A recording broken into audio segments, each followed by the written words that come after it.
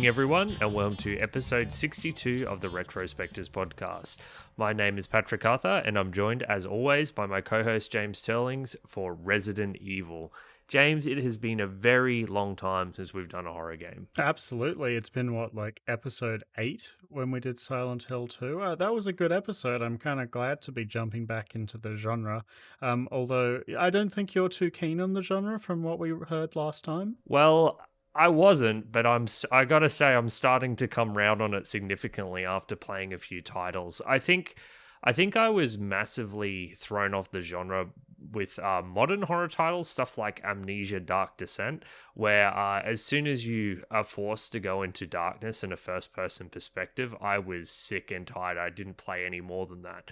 But I think that these older horror, survival horror games are built differently, and I'm feeling very different about the genre as a whole now that I've been exposed to a bit more games from it. Excellent. Well, I'm very excited to kick off this episode.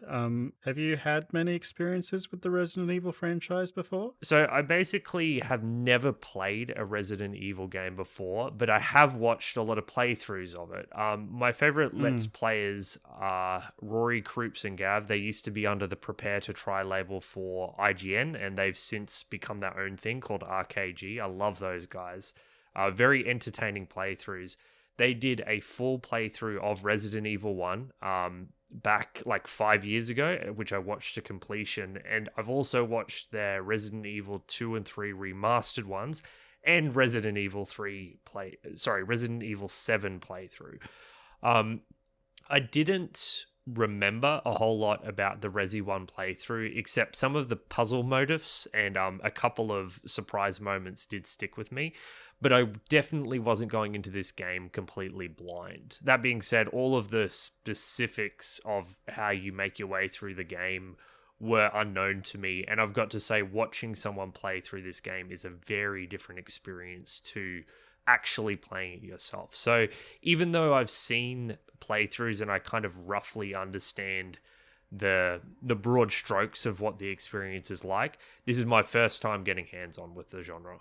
The genre? We played Silent Hill 2. That was a bit of a survival horror experience. Yeah, Silent Hill 2 is different in some very noticeable ways, though. I guess you're right, though. Silent Hill 2 does belong to the genre. First time with the Resi series. Yeah, so this will be my second foray into the series. I actually started playing Resident Evil with 7, and had intended to come back and try all of the older ones after 7, because I feel like I liked the first 60% of 7 quite a lot, and then it kind of dropped off a cliff for me.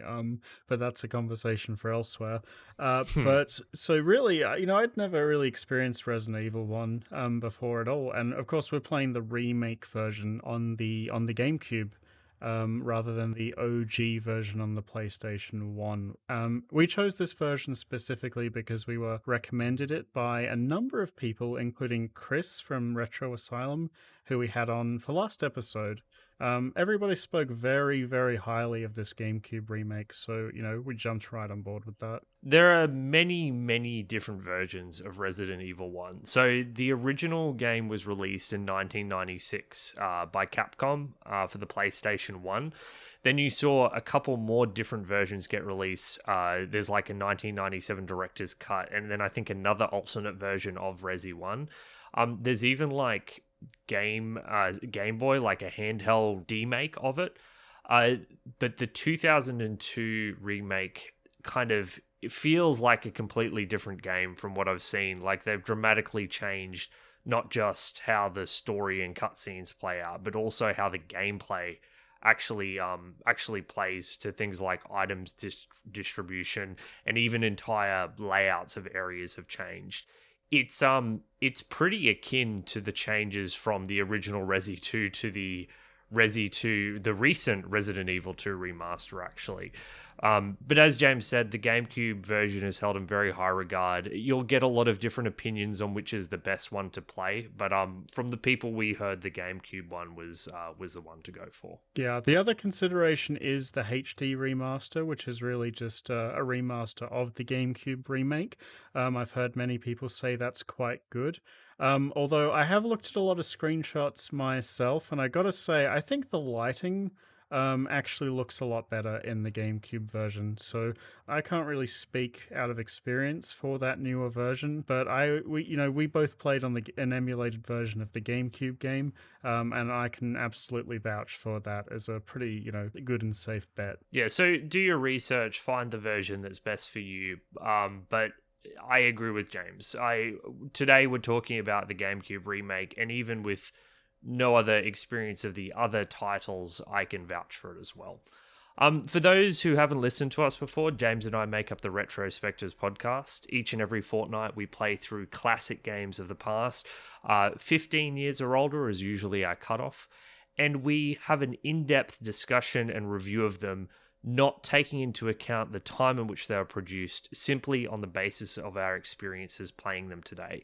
We are not a nostalgia podcast.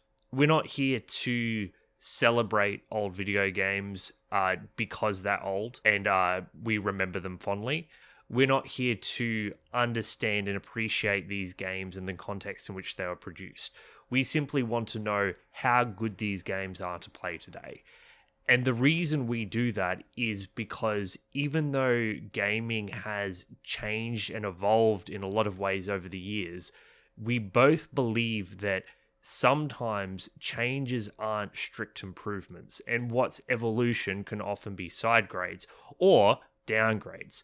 So we go back in time and we find these games with game design concepts that many consider outdated or outmoded, and we try and find the value in them. A lot of the time they're garbage, but sometimes every now and then you strike gold and you find something that is a true classic, is worth playing, even though it's 20 plus years old. Yeah, and of course, this way of reviewing games isn't, the best way to review these old games by any stretch. I think there is a lot of historical value in these older titles, but for this show, we are taking, this modern perspective, and honestly, a kind of unfair perspective, because I think that the games that do, rise to this kind of tough challenge really are these titles that everybody should probably give a go. Yes, standard of criticism is harsh, but if it passes, that must mean it's a pretty damn good game. So, as you start Resident Evil, your first thing that you choose is you choose a difficulty level, and you also choose a character to play.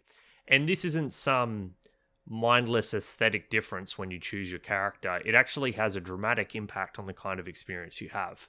James and I both played on normal, but to keep it interesting, we picked different characters. So your options are Chris or Jill. I took Chris and James took Jill. There are a lot of difference between these characters and how they play and how it affects your journey through the game. But just to give you a brief idea of some of the differences, Chris is limited to only 6 inventory slots. He has a lighter that he can use to burn zombie corpses to stop them resurrecting. He has more health and he aims faster. Jill, on the other hand, has 8 inventory slots. She's a bit weaker though, and instead of having a lighter to burn bodies, she instead gets a lockpick, which allows her to open doors that Chris needs a special key for. There are also a lot of different story changes. Chris is accompanied by Rebecca as he explores the mansion and surroundings, whereas Jill is accompanied by Barry and is assisted with Barry as she explores the environment. And they have different scenarios and things happening to them as they go around the mansion. That's not a comprehensive list of the changes, but it does lead to a fairly different experience. And James and I have exchanged in brief a couple of the different things that we had to experience. And yeah, it does make a big difference. Yeah, absolutely. In general, I think Jill is considered to be the easier character for the first playthrough. So if you're a bit unsure, yeah, just go for Jill. I found it to be pretty comfortable. Yeah, opinion is divided though. There are people who argue that Chris is easier, particularly in this remake, because in the original game, the differences between the characters is different yet again. So I think either is fine, but as James said, Jill will probably be a more comfortable experience overall. To give you guys a brief introduction of Resident Evil, if you're unfamiliar with the franchise, because although it is very popular, I'm sure there's people who have never played it before. There are mysterious attacks happening, and people are appearing with chunks bitten out of them, and no one has any idea of what's going on. The concept of zombies apparently hasn't infiltrated popular culture in the Resident Evil universe, so no one really has any idea what's going on. A team of special forces that get sent in to investigate these weird cannibalistic cults, as the team assumes it's to be, goes missing in the middle of the woods. And you, Chris or Jill, get sent in as the Alpha team to follow up the Bravo team to find out what happened to the Bravo team. You land and are chased by evil rabid dogs to a mansion out in the middle of the woods in the middle of nowhere, get in and are basically trapped inside with no support in this creepy, horrifying mansion. And that's the story setup. You have to explore the mansion, try and find the Bravo team, and find out what's happened to them.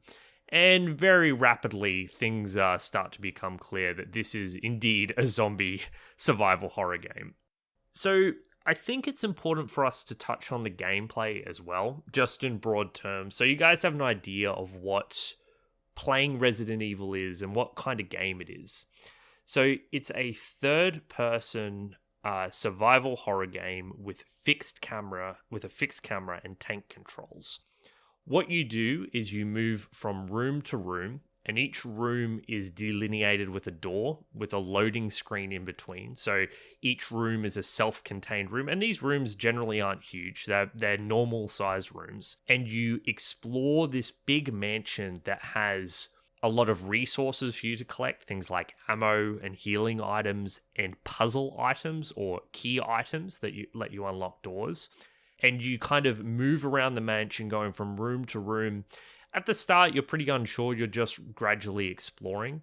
But the more you explore, the better you'll be able to identify where the locks are and where potentially keys are to open those locks. So it's very much, at least to start with, an exploratory game where you're trying to survive in the face of these zombies with very limited resources and limited inventory, exploring and trying to find your way, what to do next. It's a very slow and deliberate experience to begin with. And honestly, for much of the game, like, your character doesn't move super fast. And in the beginning, like, one of the first things that you notice when you play this game is that these tank controls are quite hard to handle to begin with, right? One of the first things that struck me when playing this game was that it was hard to just get my character to go where I wanted them to go. One of the very first things that I did in my playthrough was that I got sent into this room that had a block pushing puzzle, which, in a kind of classical, standard control scheme would be very easy, but I spent like a good 5 minutes trying to push this one block around the room, using this control scheme. And this control scheme is something that's very deliberate, right? Like, when you go into a room, and you come across like a single zombie, just walking past them without getting hit is a challenge. And because of this, it's a very slow and methodical game, right? Like, the scale is very narrow. This isn't a game where you mow through hundreds of zombies. It's a game where a single zombie is quite scary just because of how, I guess, uncomfortable with your movement you are.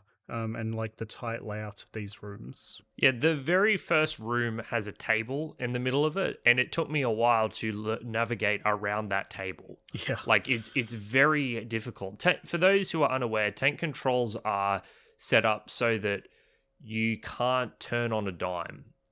If you press backwards and try to move backwards, your character will back up.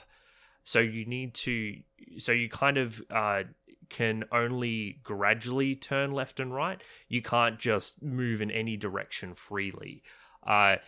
It feels incredibly uncomfortable, and honestly, it's still uncomfortable even when you get used to it. But as James said, it's there for a reason. The other thing to note about the tank controls is that it works in tandem with the fixed cameras of the game. So Resident Evil doesn't have camera control like you would expect from literally any, third-person game in today's day and age. It uses fixed cameras. So depending on where you're standing, you'll get a different shot of your character from a fixed location. And as you move around the room, that camera angle will change. So what this means is that tank controls ensure that you don't get confused and disorientated whenever there's a camera angle change. If you had free-flowing controls where you moved relative to the direction you were pointing on the pad instead of moving forwards, you would constantly be running back and forth between these camera angles unintentionally. With the system as is, you can seamlessly, well, not entirely seamlessly, but close to seamlessly transition between 6 camera angle changes and still be heading exactly where you want to go.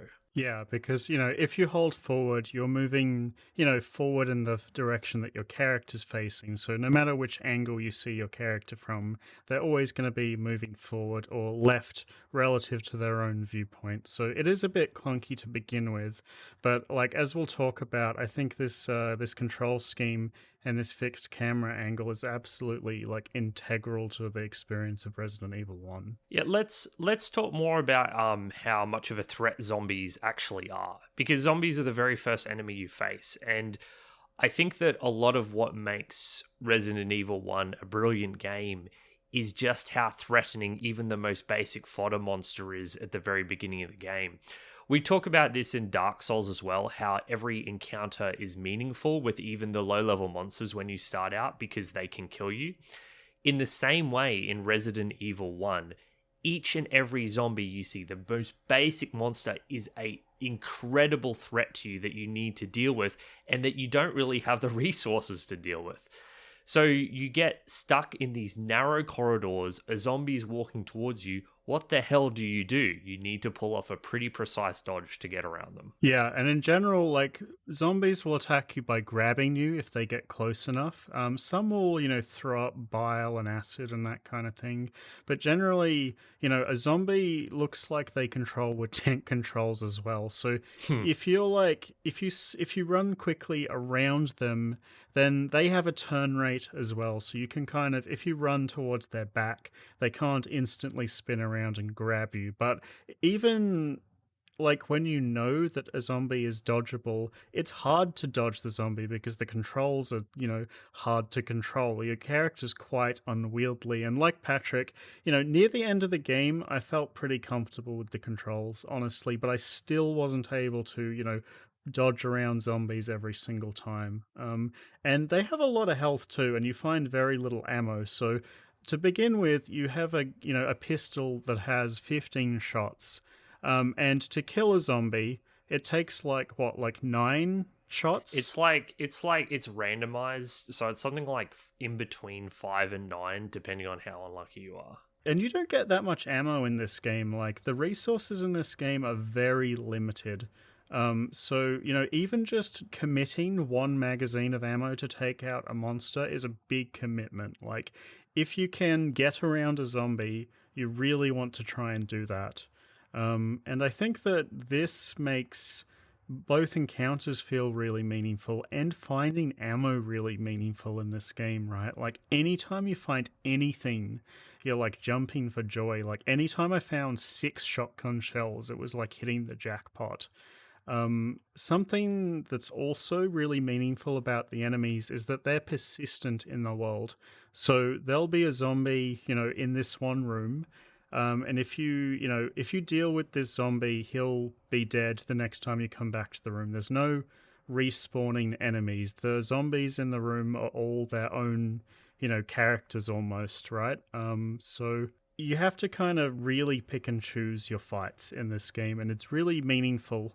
And I quite enjoyed that aspect of the game. Yeah, you've got to be strategic. So at the start of the game, those 15 bullets in your initial handgun, those are the first. You're going to be stuck at 15 bullets for quite a while. Like, yeah. You do eventually start getting more ammo, but you have the ability to kill 1, maybe 2 zombies if you're lucky, but maybe just 1 zombie with your opening handgun.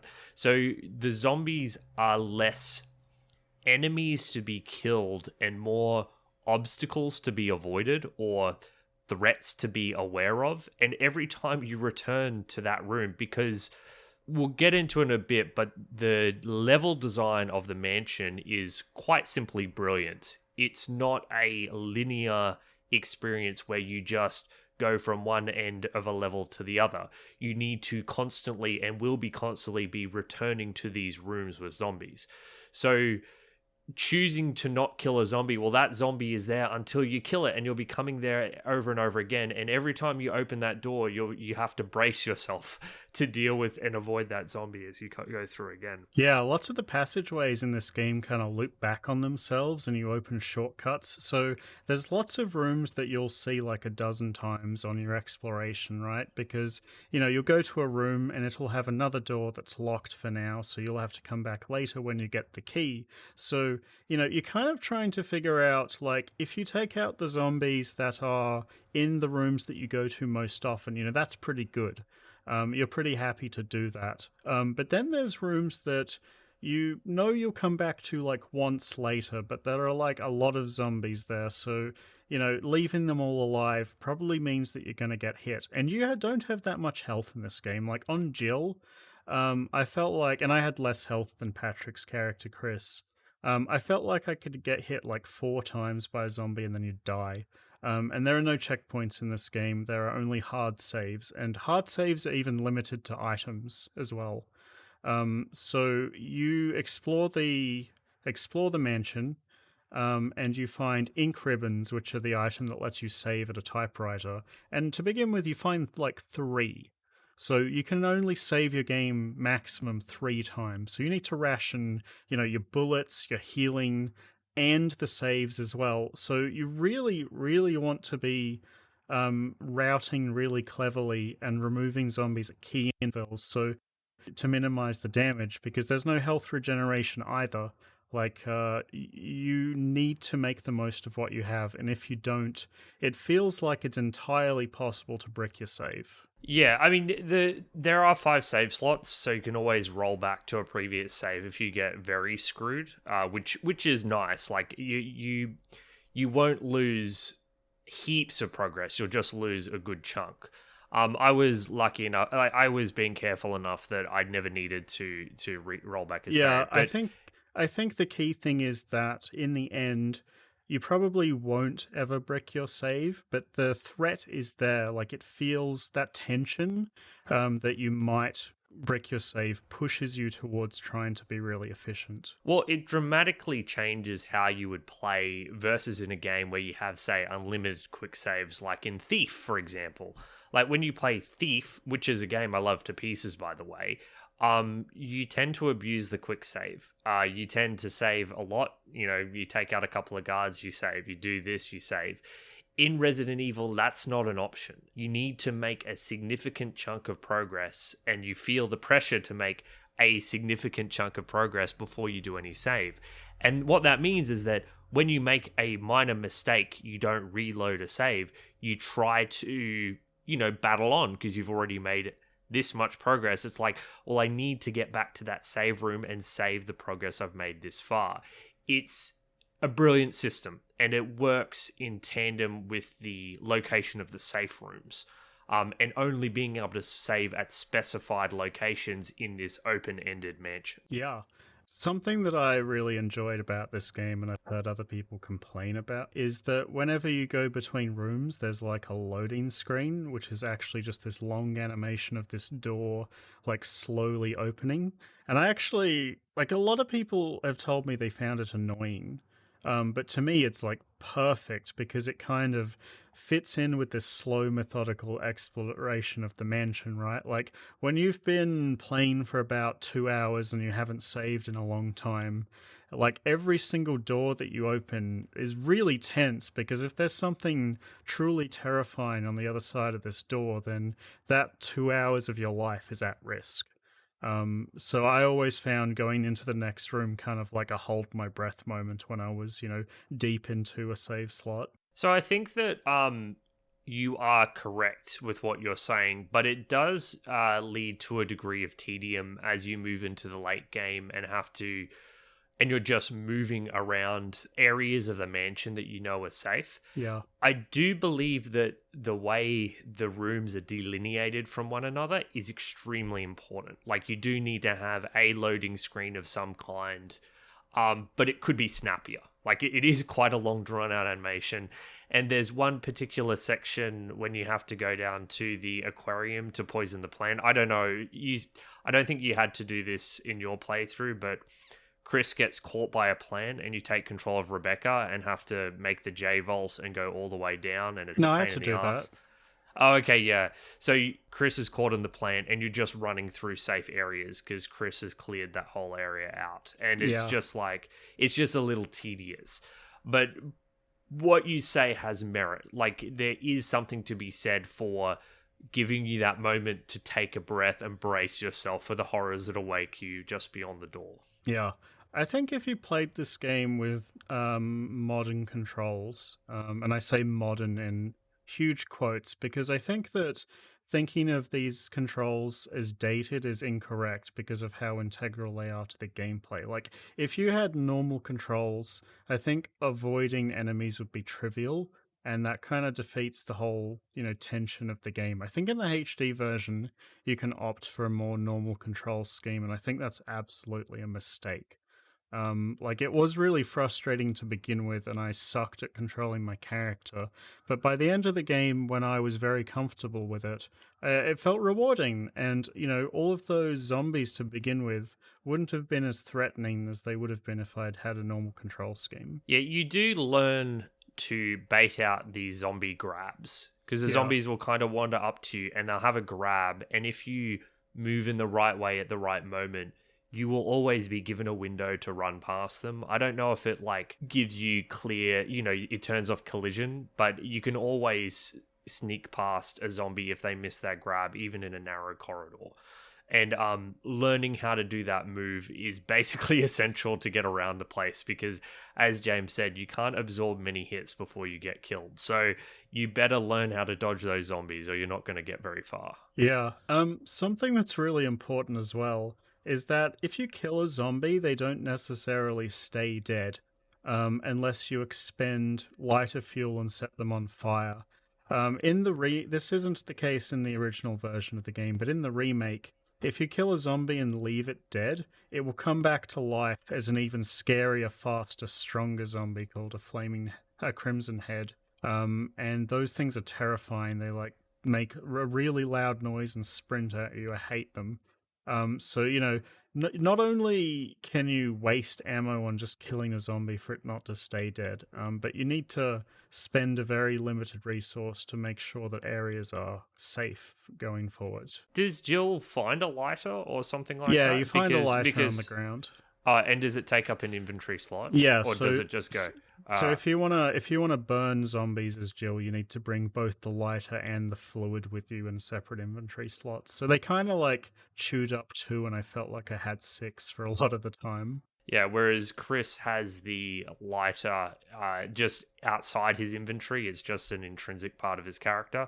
And then you just need the kerosene fuel as an item in your inventory to burn zombies. Yep, Jill has the lockpick instead, so there are some doors around the mansion that you can just get into for free without needing a key as her. So James, we've talked a fair bit about all these different elements, and I want to get into how this affected my experience playing the game as a whole, because I think it's useful to look at this a bit more holistically. Yeah. So I was playing Chris, and I had 6 inventory slots. And let's just briefly talk about what that actually means, because, I can say any number of inventory slots, and if you don't have context, it's meaningless.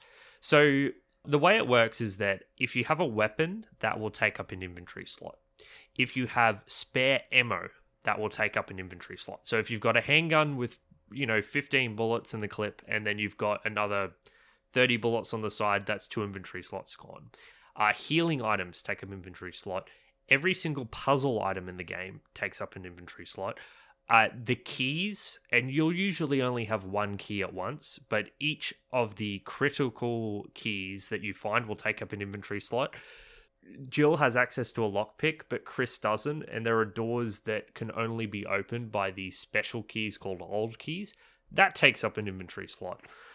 So you have very, very, very little to work with, and you can forget about just exploring and just picking up items because you're going to run out of inventory space almost immediately if you go out with a gun, some ammo, your some fuel to burn up the zombie bodies, a healing item, and an old key. Suddenly, you can only pick up one item, and you can't do the puzzle that you were setting out to do. Yeah, so for me, even though I had inventory slots more, like I had two more than you did as Jill, what I found myself doing a lot was I was always leaving the safe room with a very specific goal in mind, be it I'm going Yep. to leave to clear out zombies, and if I did that, I would leave all my puzzle items, at the secret room, and just take ammo and health and the lighter fluid, and then just go around clearing a path. And then after I cleared a path, I'd go back, put all my inventory back in my box, and get out the puzzle items, and then go through the safe route that I'd cleared with my stuff. You end up making these like exploratory runs too, where you don't really know what you have to do next. So you kind of just take, some good guns, some healing, and maybe leave one or two slots open for key items if you find them. But a lot of the time, you'll just identify where key items are, remember them in your head, and then, come back once you're a bit sure that the coast is clear. See, I went one step further than you, James, but will say your experience lines up with mine almost identically. And I think that idea of having a plan for each run, each excursion you make from the safe room is critical. But I didn't try to remember things. I got a pen and paper and I wrote down things. So Resident Evil 1 has a map, and the map is pretty good. The map will track if areas or rooms have items in them that you haven't picked up. They'll change color, and it will indicate to you if doors are locked or unlocked, if you can get through them or can't. Sorry, if you can get through them without a key, or if you need a key to get through them. But it doesn't track puzzles. It doesn't tell you what items are in the room, and it doesn't tell you what key you need for which door. So what I did, James, is I have these very shitty hand-drawn maps, and I've got all these notes all over it saying, okay, there's this puzzle here, there's a herb that I wasn't able to pick up in this room here, or, this door is this lock, so I know this is the sword lock and this is the armor lock. So that when I went on, and as I was doing my exploratory, in many cases, suicide missions to gain information, I was writing all this information down. And once I'd done all that, I could make a plan. I could be like, okay, now I know this. I can now be like, all right, I've got this key and there's this door over there. I'm going to go find out what's there and do whatever puzzle it is, or kill the zombies, or gather the resources, or whatever it happened to be. And I found that to be a very effective, thing to do. And I would struggle to remember everything in my head. I mostly kept stuff in my head. Like, to be fair, I forgot a lot of stuff. But I tried as my best to keep it in my head, but like you can't remember everything perfectly. As a horror game, I think this idea of, venturing out from your safe place into the unknown to get information and then to come back, and like struggling to get every scrap, it kind of fits perfectly for me. Like, I like this a lot, right? Like, it's slow progress to begin with, and you have to be very careful and deliberate and methodical. But that was really engaging for me. I thoroughly enjoyed this part of the game. Yeah, there's a cohesion here, right? Like, everything works together. Yeah, all these things we're talking about, the limited save slots, the limited inventory slots, all these things, they cohesively work together to create a gameplay experience that suits the atmosphere brilliantly. And it just works. Every single element. Now, I will take some time to criticize a couple of these things because I want to be balanced. I didn't like that I had to draw a map. So I think that there are two ways that this game should have gone. It should have either had more information on the map, or it should have had no map at all. If you're going to have a map and your character is exploring this mansion and presumably mapping out as they go, they should be able to note that this door is a sword key door. Like, you shouldn't have to do that. You shouldn't have to take that extra step because the character can see that's a sword key door that should appear on the map. Or there should have been no map and you should have had to map it out yourself entirely on your own. or it should have just been like a blank layout with no information whatsoever. This kind of halfway map thing, I don't think is a good idea. I didn't mind it as much as you did, mainly because honestly, I think I was able to keep it in my head a little easier. I don't really see a problem with having like, because the doors will have certain special keys, and the keys have special names. For example, all the keys are based off like a part of a suit of armor. So there's the helmet key, the armor key, the shield key, and the sword key.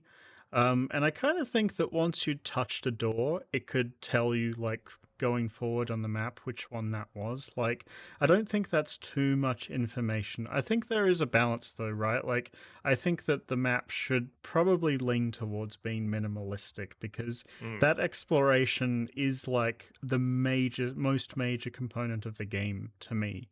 And if you make it too easy, you remove a lot of the fun. But yeah, there is this level of quality of life that it's kind of, maybe missing. The other thing is for Chris, you have, it's not just those keys. You also have doors that are locked, which are, shortcut doors. This door cannot be opened from this side kind of doors. And then for Chris, you've also got those old key doors where you need a specific old key item to open them.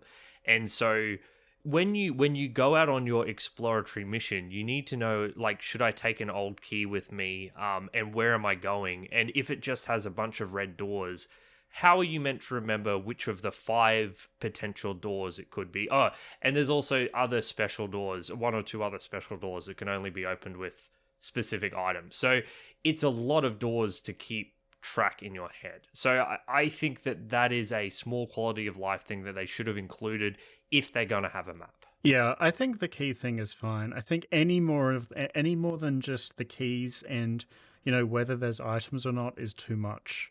Yep, I'm almost on that's the. fair. I'm also kind of on the fence about it telling you whether there are items in rooms. But to be honest, a lot of this game to me feels like an old school adventure game, like those point and click adventure games where you have key items and you need to use them in specific places. And I think that for a lot of people, and we've spoken about this on the show, those games can tend to be incredibly frustrating when you don't know what to do. And like to me, those kinds of games kept popping up in my head when I was playing this game because it's kind of, you figuring out where to use key items. But here, because Resident Evil 1 is quite non-linear, like you can explore the mansion in a whole bunch of different ways, it never felt to me like I got stuck in a particular place where I didn't know what to do. Like, if I just tried something, I'd probably advance. And because the map told me, if there was a key item I missed in a certain room because the room was colored red, I never would miss something. Something that we had a problem with in Silent Hill 2 was that sometimes key items were incredibly hard to miss, like they blended into the environment. Here, when you enter a room, the camera angle that the fixed camera is in usually points towards the key items and they even glow on the screen. So I never really had any of those kinds of issues while playing this game, and I think that the quality of life in both the map, the direction of the camera and the shine made it really easy. Yeah, once you have done your full explore, you can almost always figure out what to do. That's what it boils down to. So you do your full explore. Also, the level design of Resident Evil 1 is so much better than Silent Hill. Silent Hill regularly has these floors. It'll be like a hospital floor, and it will be a long hospital floor, and it's got 18 rooms on either side, and you just go down this corridor moving from room to room. The Resident Evil mansion in particular is extremely well connected and cleverly connected in interesting ways that evolves as you get more and more keys. It really is impressive. I think the level design of the mansion is some of the most interesting, best level design I've seen in any game ever. Any game, I completely agree, man. Like, it's really impressive. Like, exploring this mansion is so satisfying because of, like, the non-linearity is awesome, and the way that it feels very natural too. Something that I loved about this game when I did my playthrough as Jill, is that you explore the mansion sort of in tandem with your partner Barry. And Barry is an NPC, and the NPC model doesn't physically walk around the mansion. But what will happen is that in the game state, the game will, track where it thinks Barry will be at any given time. And if you enter a room when Barry's in that room, it'll play a cutscene and you'll have a conversation, and. But if you get to that room when Barry's not there, he won't be there, and it made it feel very natural. And the level design, like, I feel like I could play this game a lot of times and it to be kind of fresh each time, right? Like, you'd improve because like, every time you play the game, you'd remember where key items are and different routes. You could tackle it in a whole bunch of different ways. It's very Metroidvania like in how you can. I won't like it doesn't have. I think you can improve your routing absolutely, but there are some logical gates to your progress. Usually the key items unlocking the next level of keys. So it's not like unlimited freedom. You can't go in any direction, but you're correct in that your path through the mansion as you explore is unique to you. Your exact path and what you explore first will be your playthrough, completely different from anyone else's, even though you are doing the same broad stroke objectives in the same order as any other player. Yeah, it's really, really fun. One of the things I wanted to touch on with the level design, which I think elevates it beyond certain Metroidvanias, is the way the mansion evolves as you play through it. This is really something special. It isn't static. It's not just... So there are parts of it, this is what's so clever, there are parts of it that do feel somewhat static, like the location of the zombies. It's like, that there are 2 zombies in this corridor, right? But as you play through the game, things happen that change how you interact with the mansion. That might be additional zombies bursting through the windows. I had one room, I don't know if this happens to everyone, that it was just this small sort of U-shaped room, kind of near where you had the shotgun. By the end of the game, there were 5 fucking zombies in that one U-shaped corridor, and I never wanted to go back to it, but I had to a couple of times. Yeah, this is like also my favorite part of the game. It's incredible. It's like, what'll happen is, like, you'll go to this room and you'll spend lighter fluid to clear out the zombie, and then in your head you're like, this room is safe forever, and then you'll enter the room and you'll walk through it, and, like, as you said, a zombie will burst through the window or something will charge through a door, and it'll shake you to your core. You'll be like, when this happens for the first time, it kind of establishes this idea that you're never safe in this horror game, right? Like, you can never truly be safe in this mansion because things change all the time. Like, new enemies can randomly appear based on the story. When I play a game, you kind of subconsciously make these mental rules. Like, the game has a set of rules and it will follow them. For example, because all of the rooms are separated by loading screens, this means that zombies can't walk through the door until you've played the game for 2 hours and they suddenly do, right? Like, I was constantly trying to make rules for what enemies could do or what the rooms would behave like, and the game was constantly breaking the rules and being inconsistent. And in a lot of games, this would annoy the shit out of me, but because this is a fucking survival horror game, it's brilliant because there is this feeling of safety that you attribute to understanding the rules of the game, and I never had that while playing this game. Perhaps the best instance of this is that there's a door near the safe room, one of the safe rooms on the east side of the mansion, and if you go through it backwards too many times, the door handle breaks and it becomes a one-way door, and it is devastating because you've spent all this time figuring out the best route through the mansion, because you've killed zombies and you've strategically cleared this pathway, and this way is pretty safe, or you only have to dodge one zombie or whatever it is. All of a sudden that door breaks and you put your head in your hands and you're like, oh, what am I gonna do? And that was awful. To get through there, I had to run past 2 dogs that burst through the glass because I didn't kill them. And I had to run past the 5 zombie room. And I had to do it multiple times. And every time I had to make this plan. Like, I was like, what do I do? I created a save and I stocked up on some healing items. And I went for it and failed and then tried again and finally got through. And it was very satisfying that the game kind of presented this experience and challenge. And how did it do that? It broke a doorknob. That's what the game did. It broke a doorknob and it created this incredible experience. It was very cool. I'm not even convinced that those loading screens between doors are even loading screens, because there is this point in the game where a monster breaks down one of those doors and suddenly two rooms that are connected by a quote-unquote loading screen are now just joined together seamlessly. And I was like, this was like near the end of the game. I was like, what the hell? Like, this breaks everything I thought about the game's rules. Like, I was just like, what is going on here?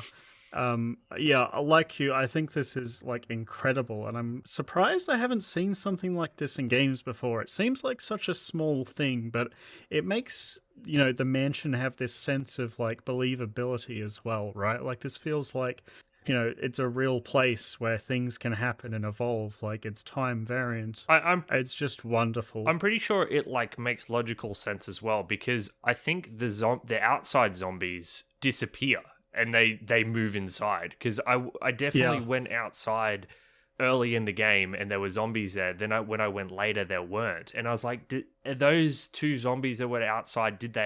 Are those the ones two that came in? And I don't know for sure, but I think that must be it, unless the game just was like, we're going to remove them at some stage. But I think it tracks. And the two dogs that were near the chemical that you use to kill the plant to get to the herbs, those are the ones that burst through the window when you go through that corridor. So, there's a logical consistency to the world as you go around.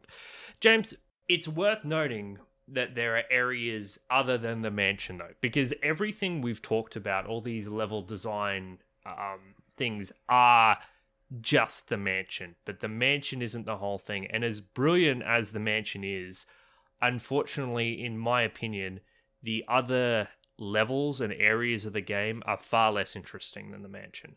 Well, let's talk about that, but we should go to a music break, so let's do that. Resident Evil soundtrack is pretty atmospheric for the most part. Patrick, we've spoken a lot about these, like droning soundtracks that just build atmosphere. How did you feel about it this time around? Loved it to pieces. So good. Yeah, of course you did. Yeah, I mean, I think Resident Evil... so it's worth noting there are different soundtracks depending on the version you played. So we played, the GameCube one, so that's the soundtrack we got. It's fantastic. It's very subtle in a lot of areas, like particularly in the outdoor areas. It's just a lot of birds chirping and stuff. The indoor areas tend to have some off-putting synth music with some violins, but it's not like the Shining intense violins. It tends to be a lot more low-key, but it makes you feel uneasy. Even in the very first area where you hear that ticking of that clock, you immediately put on edge. And yeah, music's brilliant. One of the better soundtracks we've done for the show, and it edges out most of the ambient music. Like, I'd put this soundtrack above Thieves and Quakes, for example. Yeah, what I liked about it is it used a lot of real audio samples, I felt. Like, especially in the outdoors areas, they just recorded a bunch of wind and some dogs howling. And they just played it, and it sounded very, believable, and like there could be something around the corner. I quite liked it. I am not super high on it. Like, I don't think this is an incredible soundtrack, but it definitely does the job. My favorite piece, though, was definitely the music that plays in the safe room. I think that the idea of the safe rooms being this like safe haven, it worked perfectly for me. Like, I loved returning to these rooms and feeling like I could finally breathe. It was like, my save file, it's safe. So I kind of associated this music with this warm feeling of safety. So I kind of, grew very fond of it as the game went on. We should also point out, well, James figured it out. It's identical to the Dark Souls 1 character creation music. Like, not identical, but it sounds very similar. It's close enough that Miyazaki was very clearly, to me, referencing Resi 1. And I think that now that I've played Resi 1, I think Dark Souls definitely takes some design cues from Resi 1. I mean, it always had Metroidvanias in mind, and there's that link as well, but there's something similar about the brutality and the raw difficulty of the games that I think speaks to me. I worry that we just have Dark Souls on the brain, Patrick. It's Dude, nothing new. trust me, listen to the Dark Souls character creation music, because I did it after you pointed it out. It's uncannily similar. So yeah, it is. Of course I loved it. Yeah, actually, so let's just play that now. So this is the safe room music.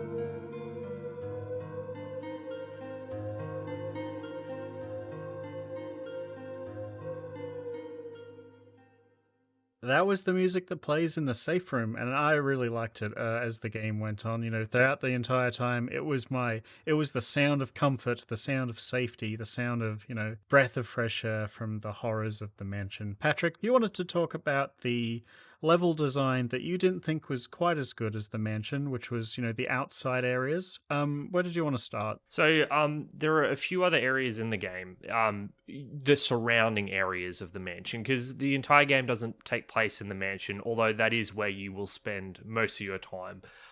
Particularly since the early hours of the game end up being more of a struggle. So I think you just naturally will spend more time there for a first-time playthrough.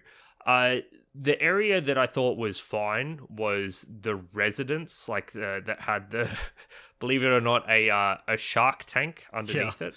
But I was quite disappointed with the tunnels in particular. And even the, I think it's like the courtyard or the area leading to the shack were just long linear crawls. And even the residence was still a fairly linear experience. I will say it wasn't like awful, but it felt like I was going from 10 out of 10, some of the best level design I'd seen in my life, to like 7 out of 10 level design. And I wonder if there was a better way to build these areas so that they more ingeniously looped back into the mansion. Because there are a couple of connection points for the mansion, but it doesn't end up being nearly as interconnected as I think it could be. I'm not sure that they're supposed to be giving you the same, like, vibes. Like, I think that the long walk to the shack out when you're out in the open is kind of tense, right? Like, I felt really exposed when I was doing that long linear path, and I think that was kind of the point. I think that was okay. I agree with you that the caves are probably the weakest part of the game. I don't think, you know, they're particularly interesting to explore. They're very linear. The puzzles aren't as good as elsewhere in the mansion. Also very brown. Very brown. Yeah, I mean, you're in a bunch of caves. I thought that the residence and the lab were quite decent. I enjoyed the lab. You know, it's probably the most out of all of the self-contained areas.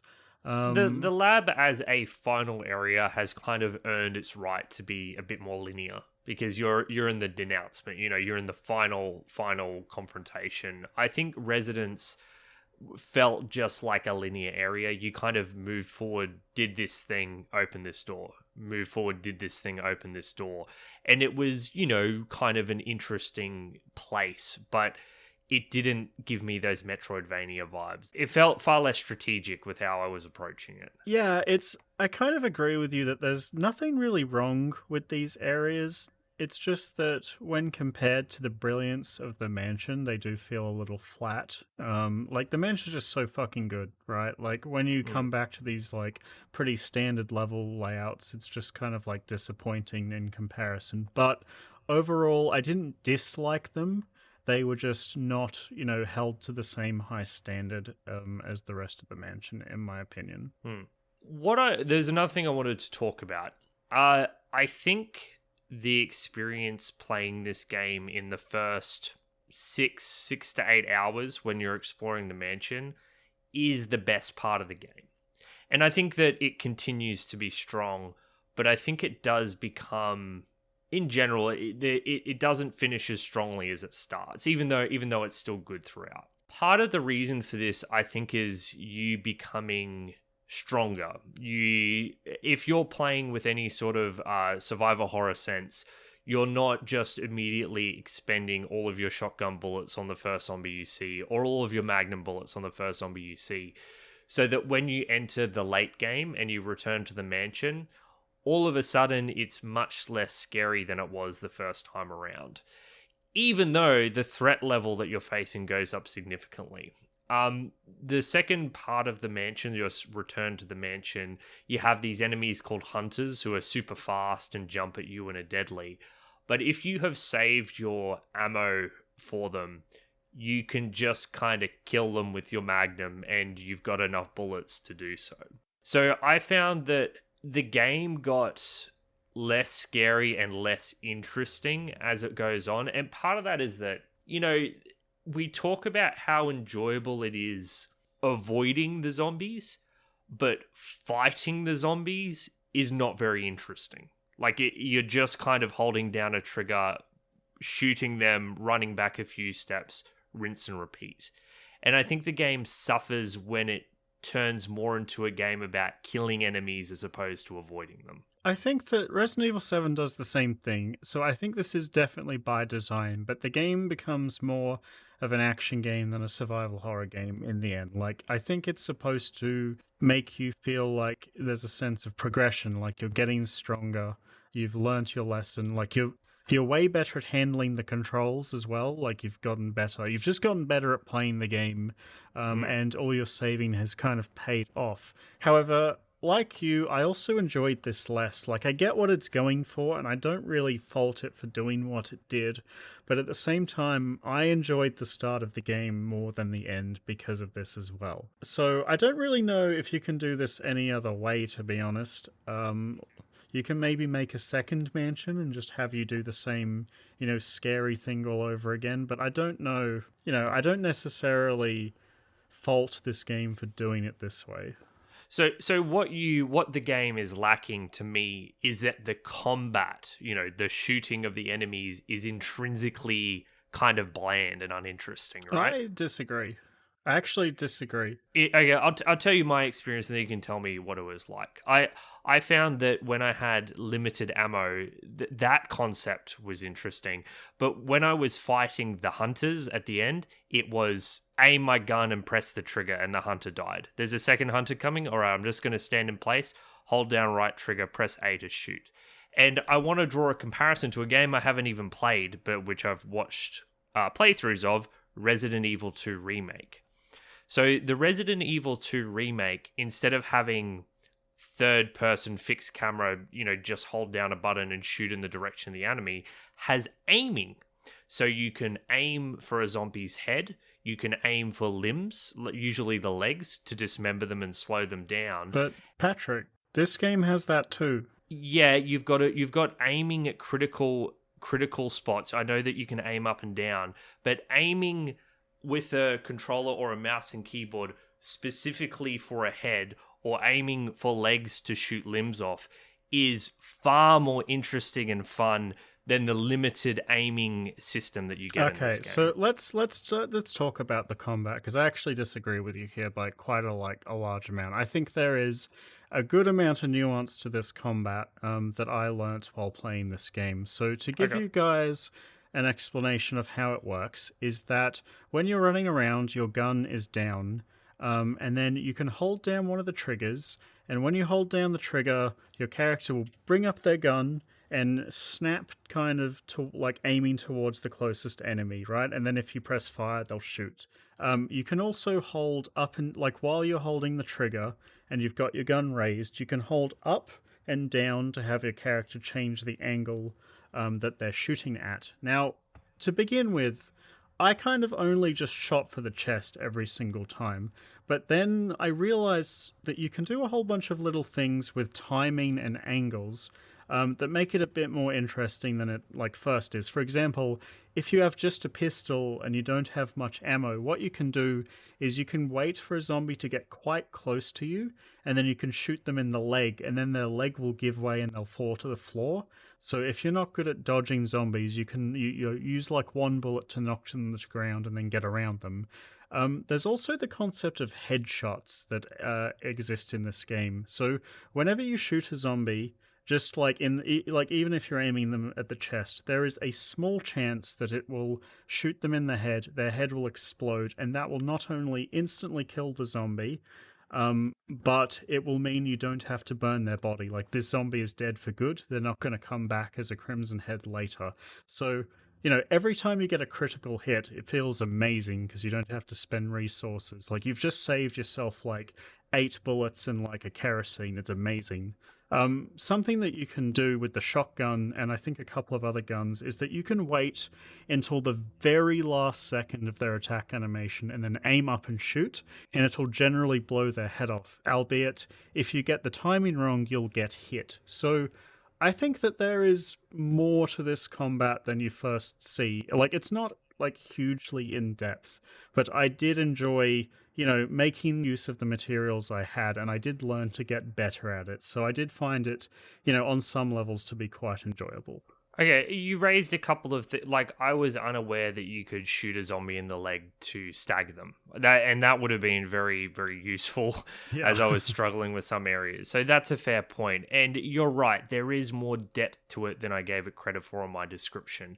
That being said, I still don't think it's very interesting. Auto aim for your shooters is not going to be very fun, and I'd much rather aim at the zombies and shoot them in the head and shoot them in the limbs, and I think that provides an experience way better than anything present in Resident Evil. I liked the idea of the zombies and the dogs and, well, not the hunters, because that time I'd been, shooting them, but I liked the idea of these things as obstacles, things I had to avoid. When I was in a position to deal with them, they became far less interesting because it was just a cleanup patrol. I had plenty of ammo, I had plenty of time, and I didn't find it very difficult to execute zombies once I decided to execute them. So I don't know. To me, that was one of the areas in which this game was weakest, but to me, that's not what the game is really about. It's not about your combat against the zombies. It's about all of the context that leads to your interaction with the zombies. And that's actually where most of the gameplay lies. So I can forgive my lack of enjoyment of this intrinsic combat because it's really a minor element of the overall gaming experience. Yeah. And I enjoyed it overall, honestly. I thought that it was satisfying to pull off some tricky stuff. I liked, the idea of running around zombies being a bit more difficult than just, holding your stick in a direction. You have to time your running and, try to aim towards their back. I think that, you versus a zombie as a whole, not just the shooting, is really fun. But kind of like you, near the end of the game when I had, 30 magnum shots and there was 18 enemies left in the game and you kind of just one-shot every enemy with a magnum bullet. It's kind of boring and it removes all the tension that was there. I wanted to ask you about that. This is a horror game. And we played previously Silent Hill 2. And when I've played both Silent Hill 2 and when I played Resident Evil 7, there was parts that I found genuinely difficult to keep playing because I genuinely felt afraid to keep playing the game.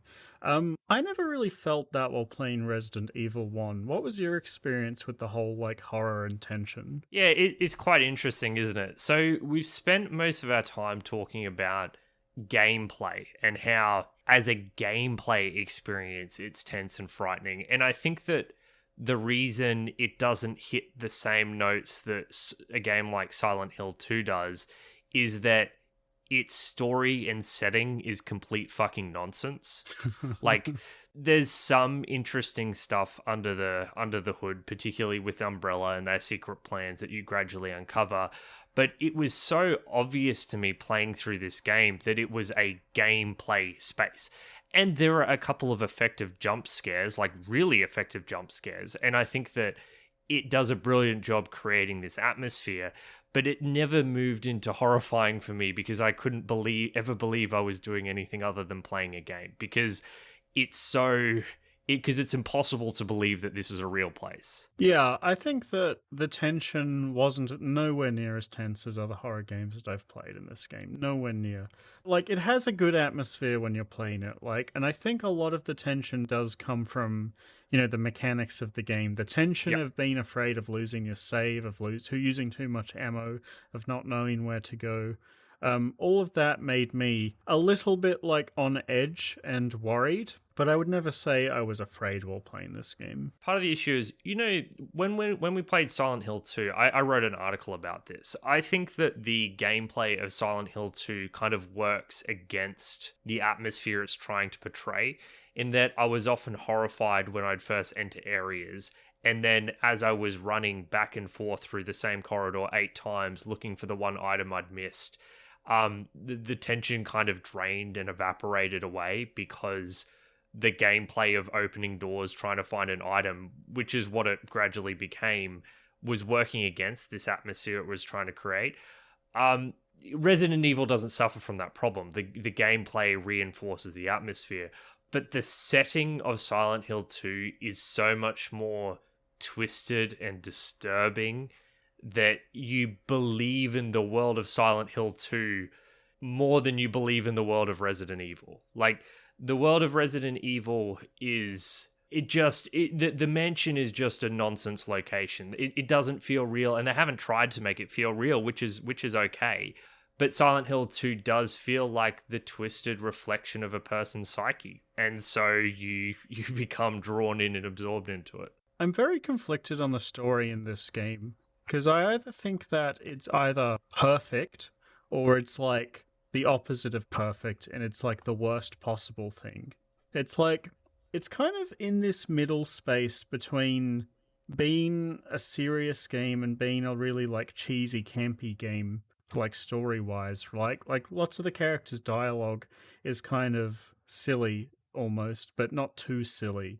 So it was never campy enough for me to laugh out loud at, but it was never serious enough for me to believe it. And I'm not sure that it needed to be more serious or more campy. I couldn't put my finger on it. There was just something that didn't sit right with me about the story of this game. So there were a few things that kind of really annoyed me about the story. And this may seem like a minor thing, but one of the big things was whenever you were interacting with characters in a cutscene or whatever, there was this weird delay on the cuts between the angles. I don't know if you noticed this, but no. A character would start speaking, there would be a quarter second loading, and then it would cut to the next character, and then they'd start speaking, and it made the dialogue feel incredibly unnatural.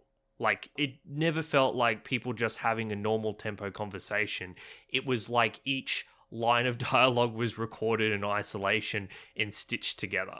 So it was incredibly disconcerting for me and hard to get into it. And I want to make the distinction between this and the dialogue in Silent Hill 2 was also a bit disconcerting for the way it was paced and framed, but that was deliberate. That added to the atmosphere of the game. The characters seemed weird, there was something going on inside their heads that wasn't quite right. That's not the case here. It's like a direction misstep instead. The dialogue is terrible. You didn't get to experience this brilliant bit of dialogue, but there's a piano puzzle, which I assume Jill can play the piano, right? Yeah. So Chris can't play the piano. So he gets to the room and he starts awkwardly pressing a few keys. And then Rebecca appears, who's one of your companions, and she says she can play. So she starts playing Moonlight Sonata on the piano, and then she stuffs up a note. And Chris is like, "Pwah, that was terrible. Can't you do better than that?" And I was like, what is going on? You can't play piano at all, and you're giving her grief for stuffing up a note when she's just playing it from a piece of music. And this sort of shit happened all the time. There's this weird disconnect from the reality of that situation in a lot of these interactions on the side. I think it's supposed to be campy, but it's not Yeah, like... it needed to lean heavier into it, though. I feel like, honestly, when I've seen some of the terrible PlayStation 1 cutscenes, I think I would have enjoyed those more. It's not like Metal Gear campy, like the characters are all overacting and it's super silly. It's not like that. It's like they're still trying to make this place you can believe in, but it doesn't quite get there for me. I think I would have preferred it to go harder in one of the directions, like pick a direction and take it harder. Like there was maybe one time in the game where I laughed because it was like not taking itself too seriously, was with that you know, that diary that talks what like that records that guy turning into a zombie. Oh my And by god, the it's end, so bad. it's by the end the diary's like what he's writing is the equivalent of like brains, and it's like really absurd because he shouldn't be able Me to eat write. dog food, something like that, right? Something like that. It's like I could get behind the whole game being that stupid, and I could get behind the whole game being super serious, but this weird middle ground where it doesn't do either particularly well, I don't really like. I think it could do better here. In a general sense, I really don't like campy horror stuff that much. We were talking about this on our Discord server, and I was like, I just don't get it, because it seems to me that it just completely undercuts all the tension. I don't know. Something like The Thing works for me. Like it's kind of overacted and I wouldn't say that of The Thing. I wouldn't say The Thing is campy. I don't think that's a fair description for that. no, I can't take something like that serious. It's so silly. Okay, the thing worked for me just as a straight horror, and yes, the special effects, while brilliant for that time, probably don't seem as brilliant today. But there's a scene in The Thing. I know we're talking about The Thing now, but I need to explain this. There's a scene in The Thing where they're getting their blood tests done. Yeah, that one's great. I don't know if you know that one, and it's just them in a room as they slowly, get a pin to prick their blood, and it's filled with tension, and it's horrifying, and it's brilliant. And I don't know, I wouldn't describe The Thing as campy. I think it's just legit consistently horrifying.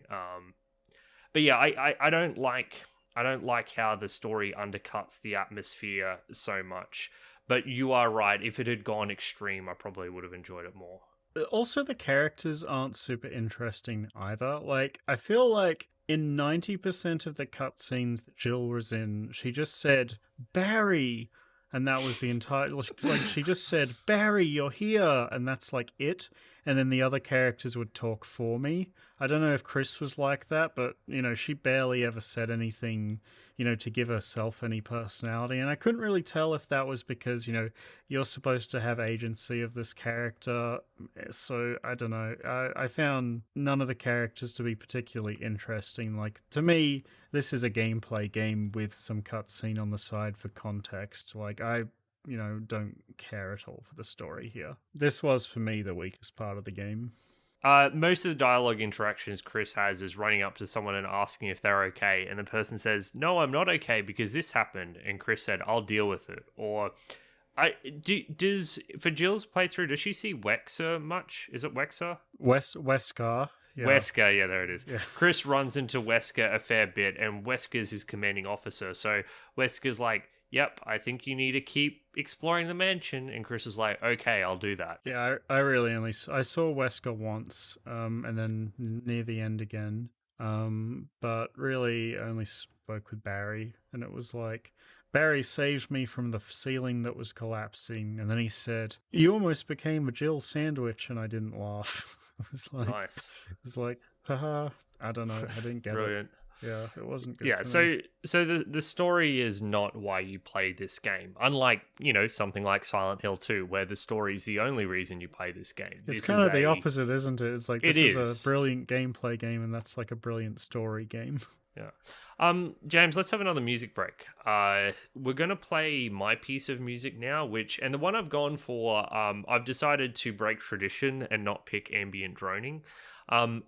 I wanted to pick Zombie Attack, and you first hear this when where a zombie surprises you out of nowhere in a as you've gone into this closet-like area right at the start of the game. And it is incredibly good at building tension and making you feel terrified as the zombie slowly walks towards you with nowhere to go. I particularly want to highlight, I think that it sounds like a thumping heart. And as that zombie is approaching you, your heart is thumping. And I think it does a great job of it. So this is Zombie Attack.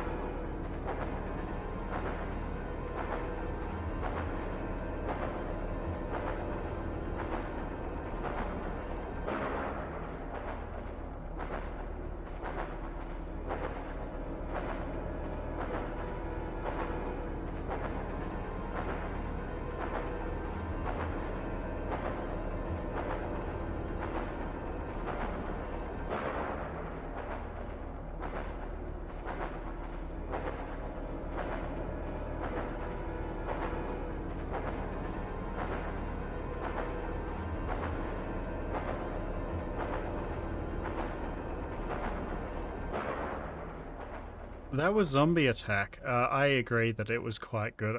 Honestly, all the music's pretty good. I didn't stick with me, but there was never a piece that I thought was bad. So can we talk about the visuals of this game? Because Yes. holy shit, this game looks fucking incredible, and it came out in like 2002. Because the graphics in this game are quite special because 90% of the game is pre-rendered, right? Like they've pre-rendered everything, made a static image, and then just animated the characters on top of it with a couple of extra 3D visual effects sprinkled in for good measure. And because they've done this, right, they've pre-rendered these gorgeous looking backgrounds and environments and then spent 90% of the console's processing power on the character models. This game still looks really good, like in in 2021. I still thought that the mansion looked incredible, and some of the game runs with a fixed camera. Some of the framing of shots is just incredible. This game, visually blew me away. I loved it. It's similar to what Siberia does, a point and click adventure game we did, which we were very high on the visuals of that, because by using pre-rendered backgrounds you get a far higher graphical fidelity than would otherwise be possible. And I completely agree with James. Those If you play a game with fixed camera angles like Devil May Cry 3, the camera angles they go for are functional. This is a fighting game, so we're going to position the camera so you can clearly see all the enemies and kill them. Resident Evil 1 isn't interested in the most functional camera angles. It gives you the most interesting camera angles, and there are so many good, unique ones it does. James and I pretty much both picked out our favorite one at the exact same time, and it's shot from like knee level, tilted upwards, going through a long corridor. And just as you move around the mansion, when you move from a room and get these 4 different camera angle cuts, most of the time they're all really interesting and unique. And it's just from an aesthetic standpoint alone, it is beautiful. Yeah, I love the 3D visual effect. The pre-rendered backgrounds would look so dead and lifeless without the little extra touches that they lay over them, right? Like, even in the very first room you're in, there's like a marble floor, and it's reflective. Like, you can see your characters walking on top of it back and forth, and, there's a bit of lighting coming outside, and there's some rain, like, on the windows. And there's flames like on these candles that are flickering around, and it makes it feel like lifelike, right? Like in some games that have pre-rendered backgrounds only, I think maybe FF7 comes to mind that I've played. It can look a bit like you can really tell that it's just a flat image with a character on top. Like here, I can totally believe that this is a real environment that I'm walking around. It never broke my immersion because it just does it so seamlessly. I loved the visuals in this game to bits, right? Like those camera angles are just gorgeous. On that note of the environments looking realistic, it does a lot with subtle movements in the environment. like that gallery, that area we were in before, eventually some crows move in and they're ever so slightly twitching back and forth. Or you might see there's this great shot where you walk into a room and you can see just the edge of something swinging in front of your camera because you're faced towards the camera from that shot. And then as you move forward, you see it's a body. Someone's hung themselves, Yeah. and they're just swinging backwards. Yeah, and when forwards. you walk into that room for the first time, you're like, oh shit, there's a zombie there. But then, like, it's not moving towards you. And you can't hear the sound of the zombie, because the sound design in this game is fucking great too. But usually when you walk into a game, into a room, you can, like, hear zombies before you can see them. Because when you walk into a room, the camera angle's always facing your character at the door, so you can see, like, 5% of the room, and you have this tense feeling because you have to walk forward to make the camera angle change, but like there could be a zombie like an inch from you and you don't know. Like, it works to build the tension as well. I liked that. And there's these really cool corridors where the camera angle is in a set position, and there are all these mirrors on the wall, and you can only see zombies through the mirrors around the corners, because of this, these 3D reflections that they've got going on. They do so much with the camera angle and the pre-rendered backgrounds that just make this game, still look good today. Like, out of everything in this game, like, the visuals just have stood the test of time, absolutely, right? Yeah, I want to highlight a couple of really good jump scares as well. Probably the best one in the entire game is you open the door and the camera is facing towards you, so you're on the other side of the door, and then you see a spider kind of crawl from the roof behind you on the door, and it's just like... I said that I was never scared in this game. I literally screamed when that happened. And the thing is, if the game didn't have fixed camera angles, that would not have been possible. This is one of the really big things I want to emphasize. There are design choices in this game that you do not see anymore. People just have dismissed them because they're like, we've why would you do fixed camera angles? Why would you do tank controls? All of these things provide a good experience that you cannot experience anywhere else. I have never played a game like this before, and I can't play a game like this in the modern age because all of these things have been dismissed out of hand. It was truly remarkable. Like, I don't know. To me, maybe this is obvious to a lot of people, and probably is. I mean, Resi 1 is acknowledged as a masterpiece and their favorite game by many people, but for me, it was a revelation. Yeah. I have heard people... So, Donkey did a review of Resident Evil recently, and I went back and watched it after I finished the game, and he refers to the controls as outdated, and it makes me so angry because this game would not work without those controls. Like, to me, the idea of something being outdated is an experience thing, right? Like, these people made a game and it was the first in its genre, and because, the genre was new, they didn't really know, what best things to include in the game, right? Like, if they had made this game 20 years later, they would change everything.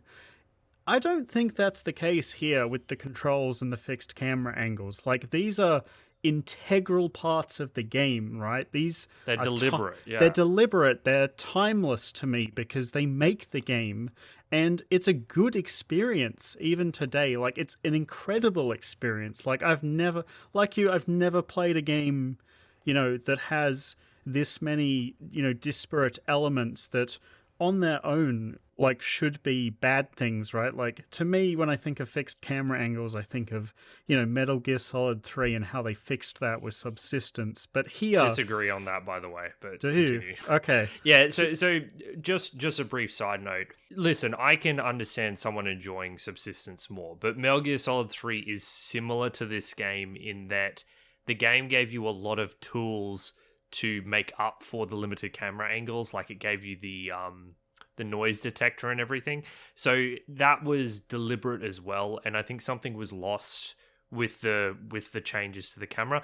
Metal Gear Solid 3 Subsistence is a great game. Like, I've played both and I've enjoyed both, but it wasn't just like bad design. They had something in mind with the original Metal Gear Solid 3. Do you agree with me with the idea that if you walked up to a random person and you talked about things like fixed camera controls, tiny inventories, lots of backtracking, clunky controls, like most people would react like negatively to these things, but Yes. here these are all fucking wonderful things. These are incredible. They all work together perfectly to create a brilliant experience, and I'm like, holy shit, why haven't I played this game before? Yeah, very impressive.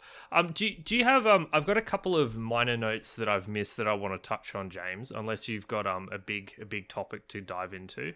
Not really. I kind of want to talk about our experience, like I guess near the end of the episode where we talk about the differences in our playthroughs, because I think that'll be fascinating.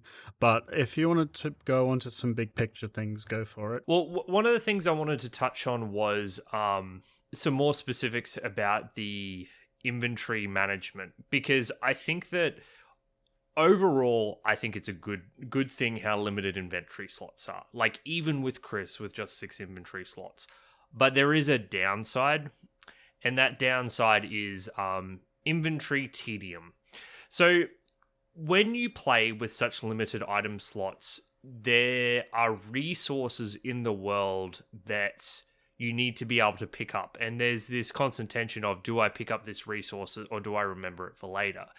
When you do an exploratory run with a goal and there are some items along the way and there's no threats, so you can go get the items and return them to your safe room and lock them in your box safely, and then you die later on, you have this awkward thing where you kind of are just gathering some resources safely, and you have to do that every single time you die.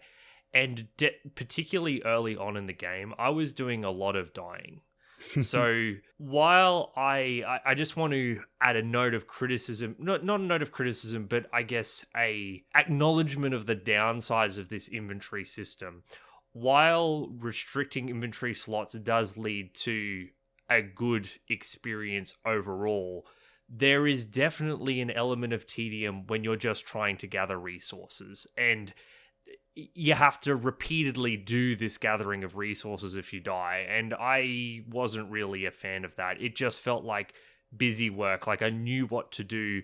It wasn't challenging to do, but I had to do it every single time I did a run. This was most noticeable in the residence for me. And the caves, because like in the mansion, when you're dodging zombies and making these clever paths back and forth through your safe room, like the act of getting, something from a room and taking it back to the safe room is a meaningful encounter. You have to plan for these encounters, and you have to do it, right. In the residence, once you've cleared out all the enemies, there's never going to be... Because, like, while the mansion is super reactive and stuff changes all the time, the residence doesn't do that. So you reach this point where you're completely not threatened by anything, but because, you have to run back and forth. And I think this is a problem with the location of the safe room in particular. Like, there's a second typewriter in the residence near the boss room, but there isn't a chest in that room. And if there was a chest in that room, I think that a lot of the tedious busy work of that area would be alleviated. Secondly, I think that when you interact with a typewriter, if there is a chest in the same room, it should let you use ink ribbons from the chest. You shouldn't have to grab them from the chest, because what happens is you get the ink ribbons and you have to take all of them at once. So you put them in your inventory, you go to the typewriter, you save, and then you immediately, upon loading your save, have to interact with the chest, put the ink ribbon in, take a meaningful item out, and then leave. So I was actually making save states with my emulator after saving, so that I didn't have to mess around with the ink ribbons after loading a save. I thought that was kind of unnecessarily annoying, because it doesn't add any decision making or anything like the normal exploration with the limited inventory slots do. It's just kind of annoying. Yeah, I did the exact same cheat. I basically saved, did all my inventory fiddling, and then created a save state, because, as James said, it's just unnecessary busy work that could get very frustrating if you're dying over and over again. Yeah, like you already get, like if you die, you're already punished by having to do all the stuff again. And I'm fine with that. I'm completely fine with, having to explore the rooms again because you'll probably do it a bit faster anyway. But, like silly busy work like that's doesn't add anything to the experience. Yeah, so I just wanted to bring that up as like a acknowledgement of the realities of the system. Like, for the most part, I think everything works really well cohesively, but there are drawbacks to these things, and the consequence of this system is there is some tedious busy work involved. And I think that just goes hand in hand with the limited inventory management. You have to accept that that's part of the cost you pay to have this system. Yeah, and I mean, you had that worse than me because I had 2 extra slots, which Oh, I yeah. think was, probably pretty tedium alleviating in a lot of cases. You can see why I was drawing maps, right? Like, I think that with less inventory slots, you're more incentivized to have a clearer idea of where everything is, because I just couldn't afford to have as many options. Like, often I would leave without a healing item. Like, I just wouldn't take one with me because I couldn't afford to have that healing item on me. Yeah. Or I would, in the early game, I stashed my handgun for parts of the early game. I was like, I just don't need the gun with me. I'm not trying to kill any zombies. Or I would, I'd take the shotgun out, but I would take no spare ammo. You got to. Well, this is the thing. When you've got those kinds of limited slots, those are the decisions you need to make, and those are good things. Like, I don't think it's bad that I had to toss up the risk reward of having a healing item versus a shotgun, but that's just how you got to play. If you're perhaps when you're speedrunning this game or whatever, you just know what you need all the time. But for me, it was a tough juggle to figure out what items I needed. Do you think this is a game that you would get a lot of value out of replaying?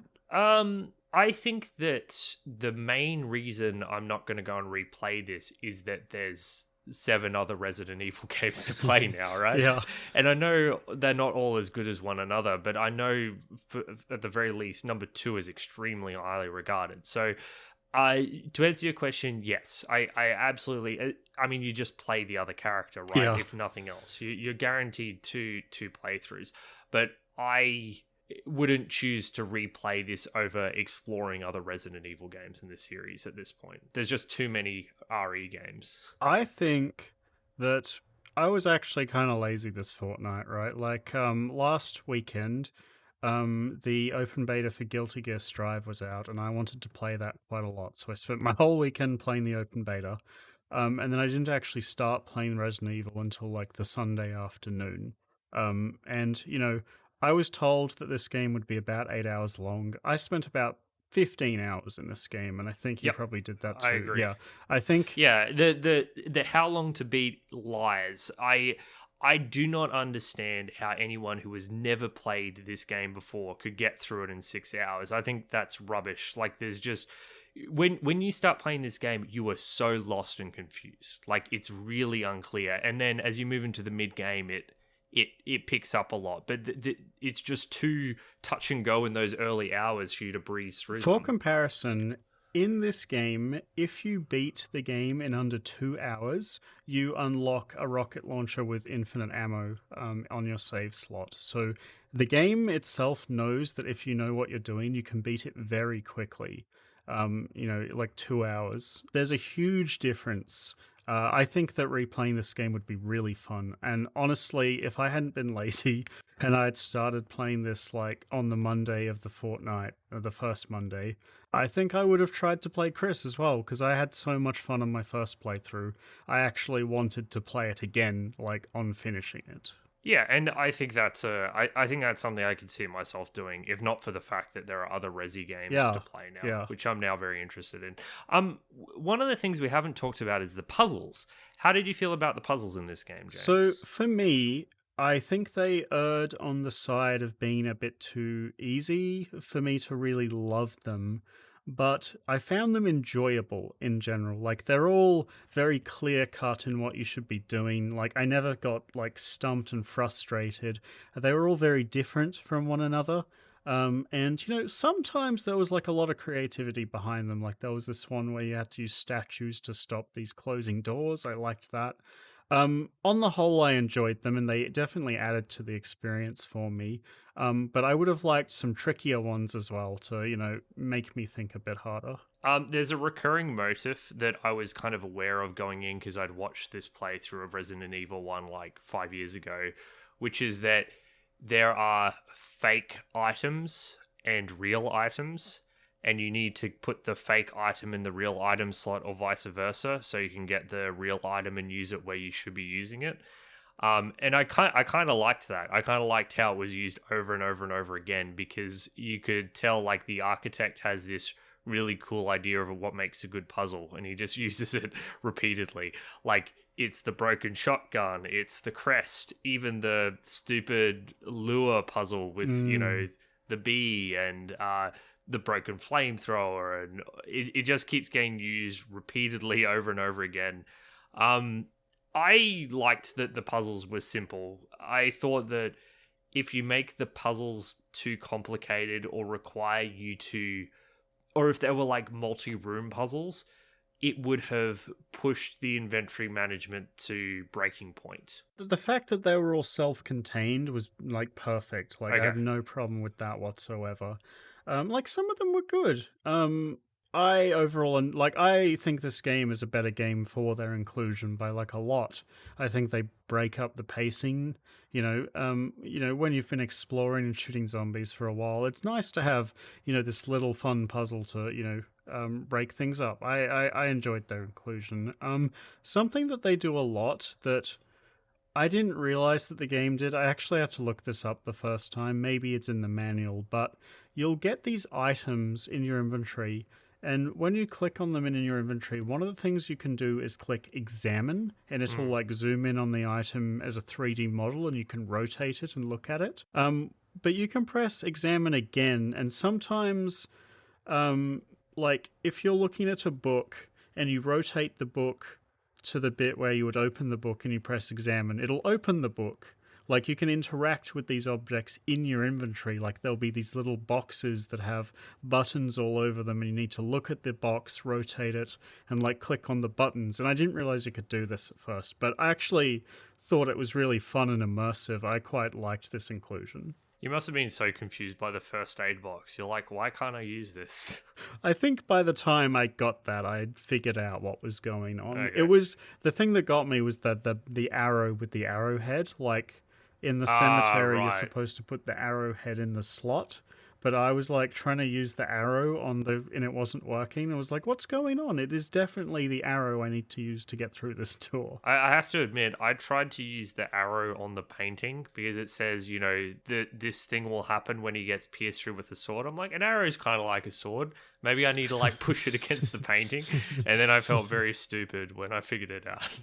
That puzzle was good. I liked that one. Yeah, I liked the puzzles being simple. To me, anything more like it kind of tops out in complexity with that X-ray puzzle at the end of the game, and Yes. I think that was fine. I liked having the puzzles. I liked them being very simple, and I don't think I would have enjoyed them being more complicated. And I would have hated if there was like multi-room shenanigans going on.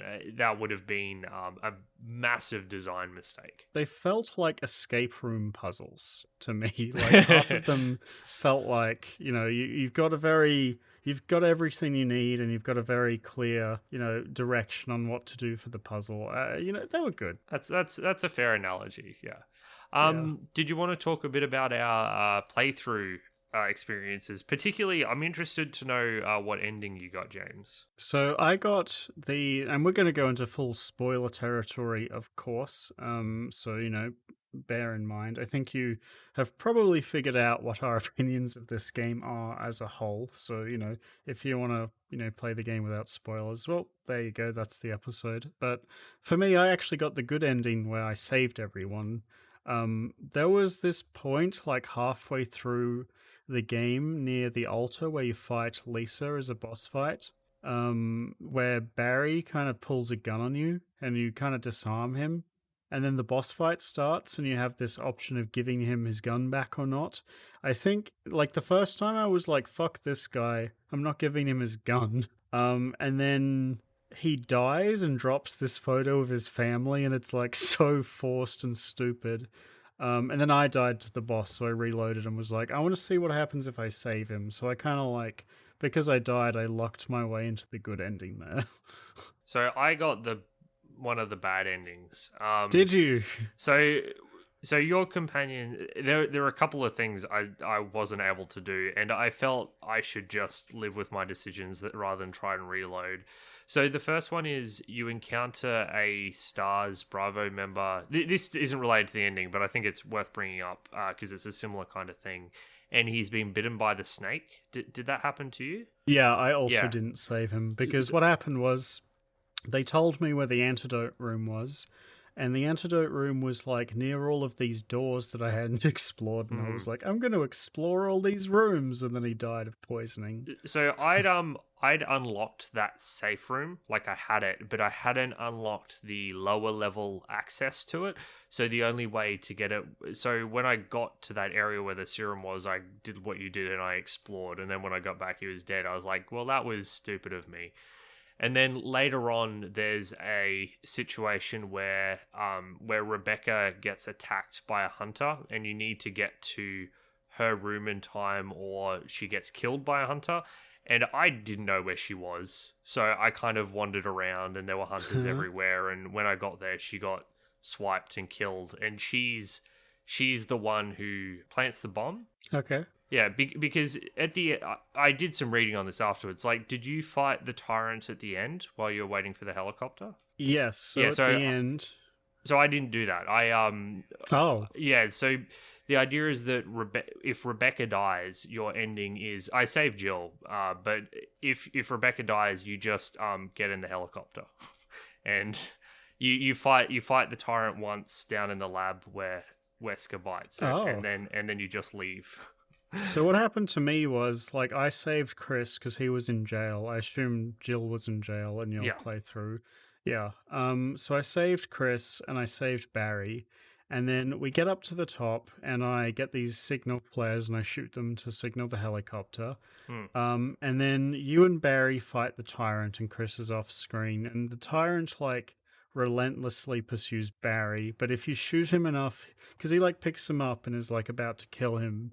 So you shoot him enough, he drops Barry, and Barry lives. And then eventually, Chris tosses you a rocket launcher, and you just shoot him, and it explodes. And then that's the end of the game. Yeah, I just... So with the ending, the bad ending I had, where I didn't save Rebecca, you just don't get that final boss fight, and the tyrant, and it, like, ends with the tyrant's eye opening, because you didn't kill it. That's kind of funny. Yeah.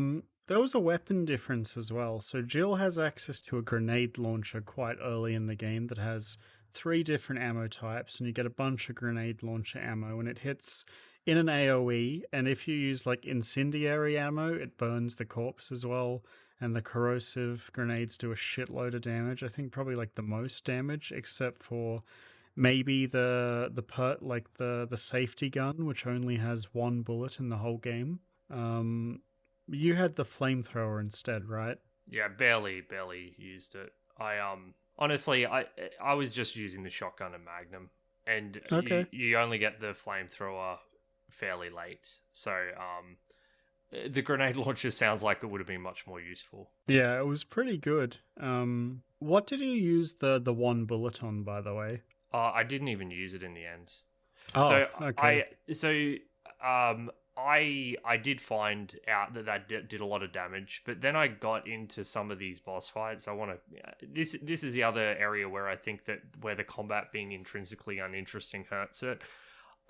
You just kind of run back and forth and just keep shooting them and dodge, and you kill the enemy. Like, you don't... I probably should have used it on, like, the spider boss or something, but... I'm terrified of spiders, and I knew that there was a spider boss, because I had to look it up. Yeah. And I was like, okay, what I'm going to do is I'm going to, like, look away from the screen, and then, because there's auto-aim, what I can do is I can walk into the boss room while not looking at the game, and then, like, snap aim to it and shoot it, and then it takes, like, 2 extra grenades to kill it, because the single shot does like so much fucking damage, and like that was how I got through that boss, by not looking at the game. Yeah, I first tried every boss. Like they were very very easy to deal with. They were quite boring, to be Yeah, honest. Yeah. Also, yeah. So like, it's like to me, and I guess we're kind of getting into final impressions here, but like to me, parts of this game are like genuinely 10 out of 10, and then there's the boss fights and the story kind of let it down a bit for me. But honestly, because they're such a small part of the game, I think as a whole, it ends up being quite worthwhile. Well, shall we move to final impressions, Jimmy? Yeah, go ahead, Patrick. What did you think of Resident Evil Remake? Resident Evil Remake, in a lot of ways, is the best game that we've played for this podcast. I think that in a lot of ways it highlights exactly why I wanted to create this podcast in the first place. It's about exploring old games that are classics that have truly stood the test of time. And it's really shown me that the things that people assume, and even that I assume to a degree, are outdated and outmoded if they are used in the correct way, if they're used with care and deliberation, they can combine into creating an experience unlike any other that you cannot experience anywhere else. Resident Evil is a gameplay game, first and foremost, which also really speaks to me. Like, I've always been a person who's tended to care far more deeply about the gameplay than the story, because the gameplay is what you're doing playing the game for most of the time playing it, unlike the emphasis on story in a game like Silent Hill 2. And I think that, as James said, that most of the time when you're playing Resident Evil, as you're exploring the mansion, as you're making plans to leave the safe room, as you're avoiding the zombies, you're engaged with 10 out of 10 gameplay, and it's wonderful. Even the aesthetics and, things like camera angles all feed into these brilliant design choices. I think the level design of the mansion is some of the best level design I've ever experienced. I loved Resident Evil. I'm shocked I haven't played it before, and I highly, highly recommend it to everyone. It's a brilliant experience with a crappy story, but who even cares? It is a brilliant game, and you should play it. 2 weeks ago, when I said, Patrick, I'm picking Resident Evil for the game we're playing this week, Patrick went, I don't know if I want to play that. What a fucking idiot. What a complete fool. I'm glad you said what you said, because I completely agree. I actually think this is easily a top 2 game, if not the best game we've played on this show. And I would probably, even though Dark Souls doesn't really count, I would include that in the list. Like, this is on that kind of tier for me. Like, we talk about that game all the time, and to me, this is like one of those games that can compete with a game we love to bits. Like, Resident Evil 1 is a fucking masterpiece. This game is incredible. It's so fucking tight. Like, every element just works together flawlessly from a gameplay perspective. I didn't love the story. I know some people like it, so, it's not a big negative. But, from a gameplay perspective, to me, this game is as close to perfect as you can get, boss fights aside. I loved this from start to finish. I would recommend this game to like literally everyone. I think it's brilliant from start to finish. So fucking good. The tightness is something that we should also highlight. We didn't really get into that when talking about the level design, but the levels, the space that you're in is not some big bloated space. It is very, very small. There are only, in the mansion, there are 50 rooms maybe on all 3 levels? Yeah. But every room has an important purpose, and it all fits together so brilliantly. Like, you don't have these big open stretches with nothing. There's something in every fucking room. It's great. It's so well done. Silent Hill 2 has so many rooms with nothing. It's just these big stretches of nothing. Everything in Resident Evil is meaningful. It's, Yeah. yeah, something special. Every fucking piece of ammo you find, every herb of healing, like, I feel like if you're good at this game, there's like way more of everything than you need. But on my first playthrough, it was like there was the perfect amount of everything. The other thing is that when I picked Thief for the podcast, like I kind of knew going into it that I would enjoy Thief because I like stealth games and I've dabbled in a lot of modern stealth games, so it made sense. Resident Evil 1 kind of took me by surprise because I'd seen playthroughs of Resident Evil. Like I said, I've watched a lot and I was like, yeah, it seems all right. But then I play it and my mind is just blown. So it was a wonderful surprise, equal to that of Katamari Damacy. Just sometimes you play something and you're not expecting it to be as good as it is. And yeah, just it's wonderful. I think that some people, when they play this game, might be a bit put off by the controls. I think you should absolutely persevere through that. It's 100% worth it. And if you play the HD remaster that has the control options, please give the original a go and give it longer than you think, because you will get used to it and you'll feel very rewarded for doing so. I think that the whole game kind of revolves around the original controls and it's like essential to the experience. Yeah, so play Resident Evil. You will not regret it. Yeah. Well, that was more positive than we've been for the last couple of episodes. More positive than we've been for almost any game, so that was quite a surprise. You're welcome, Patrick. Well, yeah, but that's what makes it meaningful, James. Like we're not the kind to hand recommendations out hand over fist. So I hope people understand just how much it means when we give it this level of praise, how highly we think of it.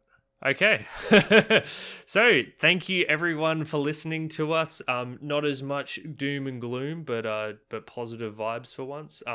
Thanks for joining us as we talked for close to 2 hours.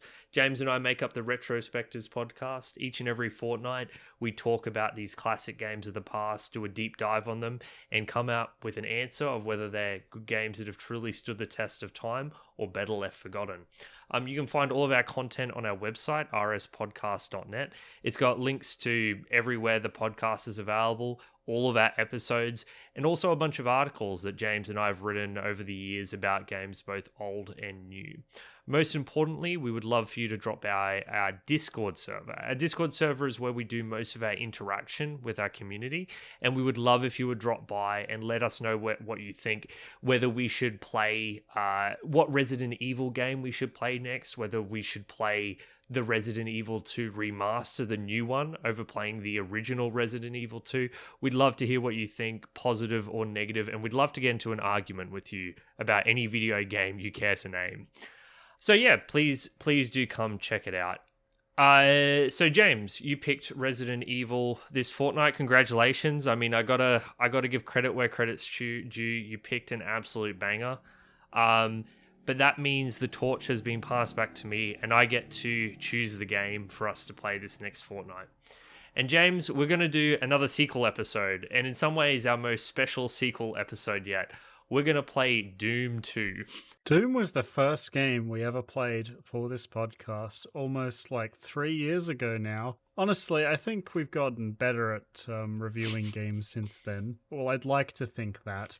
So I like to return to the franchise with, all of the things we've learnt playing these, 63 games since we started this damn show. Yeah, one of the things I say to people before we start any sequel episode is, hey, go back and listen to this first episode we did on it. But I'm kind of reluctant to point people towards episode 1 of our Doom because it's fine, but it's a little suspicious in a whole bunch of ways. Not only have we gotten better at reviewing games, I think, but I've gotten a lot better at editing audio.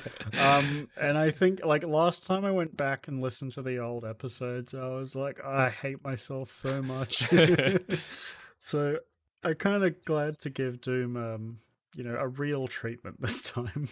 Yeah, Doom 2, I think, adds so much to the Doom formula. And I think that even though later Doom games did a better job with its toolset, we should really start with Doom 2 to give proper credit to your chain gunners and your revenants and the impact they have on the gameplay experience of playing Doom. So I look forward to you joining us in 2 weeks for Doom 2.